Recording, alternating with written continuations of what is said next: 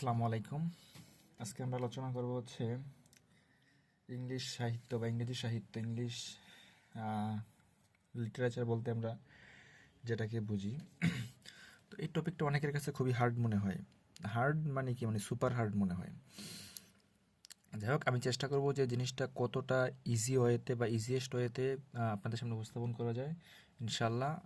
আশা করি আমার ভিডিওগুলো শুরু থেকে শেষ পর্যন্ত দেখবেন, আপনি উপকৃত হবেন, আপনার সময়টা অপচয় হবে না। এতটুকু নিশ্চয়তা আমি আপনাদেরকে অ্যাসিওর করতে পারি যে আপনাদের সময়টা অপচয় হবে না। তো ইংরেজি সাহিত্যের বিষয়টা যদি একটু আমরা সিরিয়ালে পড়তে পারি তাহলে খুবই ভালো হয়।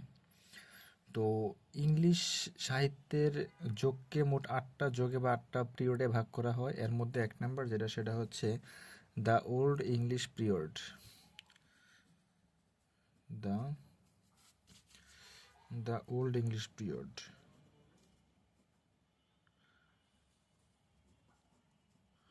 The old English period, okay. 1 number period হচ্ছে এটা। তো এই পিরিয়ডে আসলে খুব বেশি কোনো সাহিত্য আবিষ্কৃত হয় নাই। তবে এই যুগে কেবলমাত্র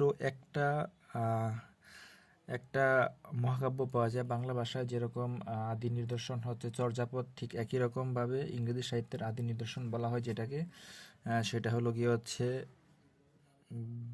BEOWULF, বিউলফ বলতে আমরা যেটাকে বুঝি। তো এই দ্য ওল্ড ইংলিশ পিরিয়ডের একটা ইম্পর্টেন্ট কিছু নাম আছে, যে নামগুলোকে আমরা ওই নামে চিনতে পারি। যেমন অনেক জায়গায় বলা হয় এই পিরিয়ডের নামটাকে বলা হয় Anglo Saxon period. Anglo Saxon period, Anglo Saxon period নামেও এটাকে চেনা হয়। এখন এই যে অ্যাংলো স্যাক্সন যে পিরিয়ডটা হইল, এটার নামকরণের পিছনে একটা অনেক বড় নামকরণ আছে। যেমন যদি আমরা একটু ম্যাপ কল্পনা করি, ধরি যে এটা যদি হয় ইংল্যান্ড, ইংরেজি বলতে আমরা ইংল্যান্ডকেই বুঝি, ইংলিশ বা ব্রিটিশ বলতে আমরা ইংল্যান্ডকেই বুঝি। তো এই যে ইংল্যান্ড যে রাষ্ট্রটা আছে, এটা মূলত একটা কি বলে একটা এর চারপাশে হচ্ছে নদ নদী, এরকম অনেক জিনিস থাকে। নদীর মাঝখানে যেটাতে নর্মালি দ্বীপ বলা হয়।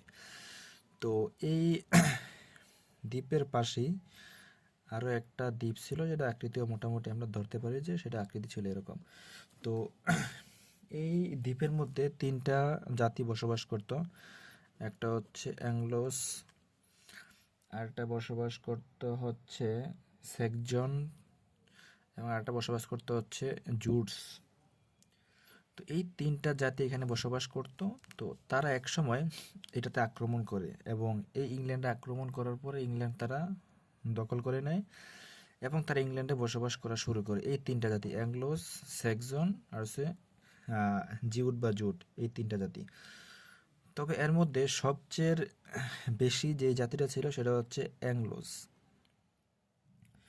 তো অ্যাংলোজ এর নাম অনুসারে কিন্তু এটার পরবর্তী নাম রাখা হয়েছে হচ্ছে ইংল্যান্ড। অ্যাংলোজি শুরুতে ছিল, পরে আস্তে আস্তে আস্তে আস্তে নাম পরিবর্তন করে রাখা হয়েছে হলো ইংল্যান্ড। তো এই মোটামুটি এটার ইতিহাস বা কাহিনী। তবে এই যুগের সবচেয়ে জনপ্রিয় কিছু কবি আছে,